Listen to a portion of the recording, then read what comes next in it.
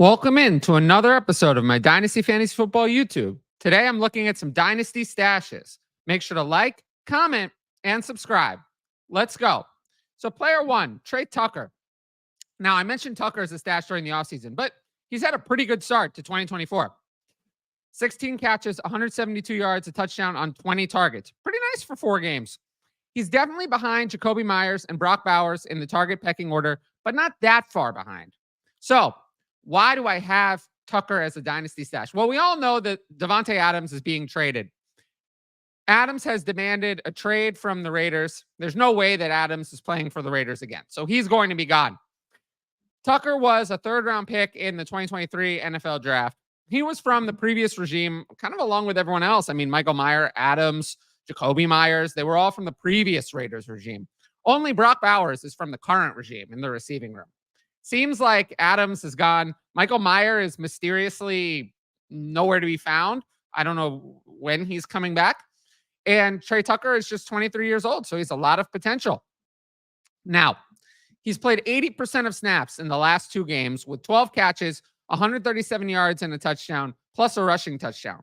Now, I'm not saying he's going to average 6 catches and 65 yards a game or whatever moving forward, but he has every opportunity to gain value. He has day 2 capital. He's a young player. If he performs, he's someone who could have dynasty value. I doubt that Tucker is on anyone's waiver wire anymore. But maybe if you're somehow in a shallow league, you could add Tucker or add him as a throw-in piece in a trade. Now, the rest of these players might be on your dynasty waiver wires. Jalen Tolbert. So I wasn't a big fan of Tolbert throughout the offseason. Players like him who do nothing for 2 years basically never hit. But Tolbert has a good chance to flash here. So far, he's actually been pretty good. 13 catches, 160 yards, and touchdown, 19 targets. He's averaging 40 yards a game, little over 3 catches a game. He's had the same number of targets, but he's outproduced Brandon Cooks significantly. He's been the Cowboys' third weapon behind CeeDee Lamb and Jake Ferguson. Now, why do I have Tolbert as the dynasty stash now? Because of Brandon Cooks' injury.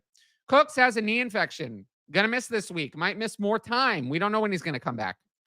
Tolbert has played a 67% snap share or more in every game. I fully expect Tolbert to now be the wide receiver 2 in snaps with Cooks out. And with how poorly Cooks has played, Cooks has been awful. And now he's hurt. Tolbert might keep that role for the rest of the season. I would say that Tolbert should be rostered in all dynasty leagues. Look, is it going to win you your league? Probably not. Is it going to be the best addition ever? Probably not. But these are players who could gain value, and that's what the stash video is all about. Next up, Curtis Samuel. Now, Curtis Samuel, I thought might do something in this offense this year with Stephon Diggs and Gabe Davis gone and Samuel being their big replacement for those 2 players. But to say the least, that has not happened. So far, he has 8 catches for 48 yards on 9 targets and 2 carries for 7 yards. He's been abysmal despite the Bills' offense being great. Ty Johnson and Matt Collins have more receiving yards than Samuel does, which is wild to me, but it's true. Now, why do I have Curtis Samuel as a dynasty stash? Well, Khalil Shakir is injured. He's going to miss this week. We know the offensive coordinator, Joe Brady, has commented on getting Samuel more involved, and there's a large contract at play here. So despite inconsistency from Keon Coleman, which there's been quite a bit of, Samuel really has not seen the field. He played exactly 27% of snaps in weeks 1 through 3 and 37% in week 4. Even in week 4 with that 37% clip, he was 5th in playing time among wide receivers behind Matt Collins and MVS, in addition to Shakir and Keon Coleman. Samuel's seeing time lined up in the backfield. I just don't understand really the usage. Now, Joe Brady this week said that he wants Samuel to play more. Generally, quotes like this, I don't think really mean much. But with Khalil Shakir out, he may have no choice. Marquez Valdes-Scantling and Matt Collins have been terrible. They've been terrible like I could have told you they would be. They are literally just running. They are running routes at the outside receiver positions and not helping. They're not good. So Khalil Shakir has played in the slot a lot. I think it was like a 93% slot rate. Samuel's the only player on the team who can fill that role. They don't have another option for that role. So maybe this is the week that Samuel gets more involved. Now, Samuel signed a 3-year, $24 million contract this offseason with $15 million guaranteed. Now, the deal made sense for me in general. I like Samuel as a player. Didn't really make sense on this team. I didn't get it. Samuel's a slot wide receiver on a team, the Bills, that run a lot of 12 personnel, that also had another slot wide receiver in Khalil Shakir. So I was a little confused about how the usage would all play out. I thought that either Samuel or Shakir would see some more time, maybe at the Z position outside. That has not happened. So, yeah, I'm a little worried, but maybe this is the week that Curtis Samuel gets involved in the offense. Sometimes it takes a little bit on a new team. We have a long track record of Samuel being a talented player. So I don't want to just write him off. But yeah, I will say if he doesn't deliver this week, you can probably cut him in Dynasty. I mean, he's not young. So yeah, I'm really hoping this is the week for Curtis Samuel to gain back some of the Dynasty value that he's lost thus far. Now, if you like my YouTube content, you should sign up for the Patreon. You get my rankings, access to the Discord, and the ability to ask in advance questions for the YouTube videos. There've been a lot of people signing up lately, so I love to see that. Tiers begin at just $6 a month and include all of those things. And then there are also higher tiers where you get direct message fantasy advice. But you get my rankings, access to Discord, and the ability to ask these questions for YouTube at all tiers. If you want to know more about the Patreon, check out both of my Why You Should Join the Patreon videos on the channel. There may be another one of those coming up, an in-season update, but there are 2 of those. They're on the channel's homepage. So check those out. I would really appreciate it if you watch them and you got to see what I'm offering on the Patreon. Now, lastly, again, I really appreciate everyone who signed up and any new patrons who join. All questions, really, of any kind will be done on the Patreon. Anything about your team, anything about trades, anything about start sit, those will be for paying customers only. You can click on the link at the top right corner, patreon.com/fantasy advice. It's also in the show notes. So make sure to sign up to get my best fantasy football advice. I'm saving that for the people who have paid for that content. And yeah, that will not change moving forward. So everyone who signs up really helps support this channel. And I want to thank everyone for that. With that said, we're going to get into our next player, Clyde Edwards-Helaire. Now, I know Clyde Edwards-Helaire hasn't done anything this year, but he's practicing now. And the Chiefs' backfield is a mess. We didn't want to add Kareem Hunt. I mean, I was saying we should add Kareem Hunt, but people were not excited. They said, oh, Kareem Hunt is washed. Oh, well, we don't want to add him. But he's a starter now. I mean, he's probably an RB2, low-end RB2 this week. Edwards-Helaire, though, yet to play in 2024. He missed the first 4 games on the non-football injury list with mental health and PTSD issues, which we're not going to really delve into. But why do I have Edwards-Helaire as a dynasty stash? We know that there's value in the Chiefs' backfield, and we know that Isaiah Pacheco is not coming back anytime soon.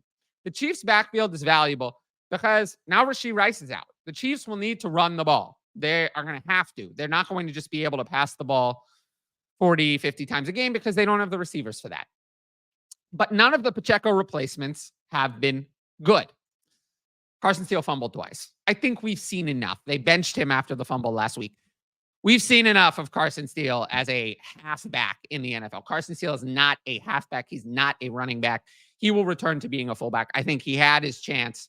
We're moving on to other people's chances. Samaje Perine has had consistent playing time, but he's looked bad. I mean, he's had 11 carries and 5 catches in 4 games. It's just not. Samaje Perine is going to be in for some third downs here and there, but Samaje Perine is not the answer. He's not going to be the starter. He's pretty much finished. Kareem Hunt is just a better version of Perine.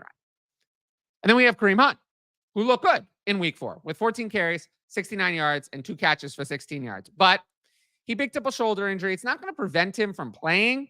But if Hunt went down, I legitimately think that Edwards-Helaire is the next best option over Perine and Steele, who I think we've seen enough of. Those are not it. So I know it's ugly, but sometimes these kind of ugly players are the difference. Maybe stash Clyde Edwards-Helaire in Dynasty. You never know. Stranger things have happened in running back careers. So he should be rostered probably in most Dynasty leagues. Lastly, Eric Gray. Now, this is really the deepest one because Eric Gray hadn't done anything this year at all. Devin Singletary is doubtful for this week. Malik Neighbors is out. So the Giants, already not a great offense, are very shorthanded on offense. Most of the focus is going to be on Tyrone Tracy and then Wan'Dale Robinson in the passing game. But Gray might be an under-the-radar player. So far, not good. 4 carries for 7 yards and 1 catch for 9 yards. He's really done nothing. He's mostly been involved as a kick returner. But why do I have Gray as a Dynasty stash? Well, some Dynasty leagues are very deep. We know that Dynasty managers are desperate for anything at the running back position. Tyrone Tracy is going to be the focus, and that's fine. The Giants are shorthanded at wide receiver too, though. So Tracy might get more involved in the passing game as he's a converted wide receiver. I wouldn't be surprised to see Gray get some carries this week. Gray was elite in his final college season in Oklahoma. 213 carries, 1,366 yards, 11 touchdowns, 6.4 yards carrying, 33 catches for 229 yards. Look, it probably means nothing. Gray was a 5th-round pick last year. He's done nothing in 2 years in the NFL, literally at all, literally zero.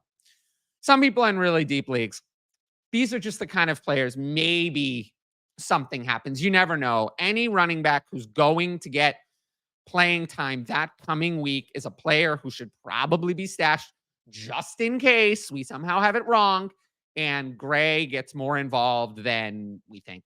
There are a lot of players, I'm sure, that are rostered in your Dynasty leagues that are not, as good of an opportunity as Gray is this week. So that's why I have him on my list.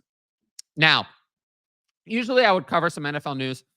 There's a lot of speculation about Devontae Adams. I'm not going to get into speculation about Edgar Allan Poe. I'm not going to get into that. But I do have one Patreon question. It's kind of a relatively large question. So we'll just answer that one, and then we will wrap up the show. What are your thoughts on the tight end landscape for Dynasty Fantasy Football? With top tight ends overvalued in the community for non-premium formats, seems like a majority of tight ends are underperforming their ADP. Well, I do think it's a little early to say. We're not even through 5 games. I think in non-premium formats, fading tight end is fine. But I always kind of believe that. You're just not going to get burned by a tight end in a regular PPR league. Even the best of the best are not scoring enough that you need one to win. So you can win without a relevant tight end at all. I mean, there are teams I've seen that are winning with literally nothing at tight end. Guys like Jawan Johnson. In premium formats, I think there were some tight ends worth going after, but maybe overpaying for the top guys was not the best bet. Brock Bowers, I'm still in on. I think Brock Bowers is an absolute superstar. Brock Bowers is an amazing prospect. So I'm still in on Brock Bowers. But yes, I mean, if you invested in Dalton Kincaid, if you invested in Mark Andrews, even Kyle Pitts was good yesterday, but not before that. There's been a lot of players that didn't work out. I mean, Trey McBride, still the jury is out, I think. Sam Laporta hasn't been as good as we wanted. So, yeah, I mean, it hasn't really worked out. But in the middle range of tight ends, I mean, there's a lot of tight ends who've been better than we expected. I mean, Dallas Goedert, Cole Kmet, Tucker Kraft. These were not expensive players. And in a tight end premium, you would have been just fine. Pat Freiermuth, you would have been just fine with any of those players. And I do think David Njoku and Evan Ingram being out with injury has not helped. So for me, I guess my answer is in non-premium, I'm fine just fading them all. Not really necessary. In tight end premium, maybe in tight end premium, you're not going to win without a relevant tight end. You can't fade the position entirely. But maybe having more depth and streaming over just one quality guy was the move. So that's kind of my answer to this question. Now, if you liked the video, make sure to drop a like and leave a comment with your thoughts. As always, the best way to support the channel is to subscribe. And don't forget to hit that notifications bell so you can be notified about all my exciting content as it drops. Of course, if you want my best fantasy football advice, it's available on the Patreon right up there. Dynasty, Start Sit, Redraft, and more. And every sign-up helps support my independent content. But once again, thanks for watching, and I'll see you all later.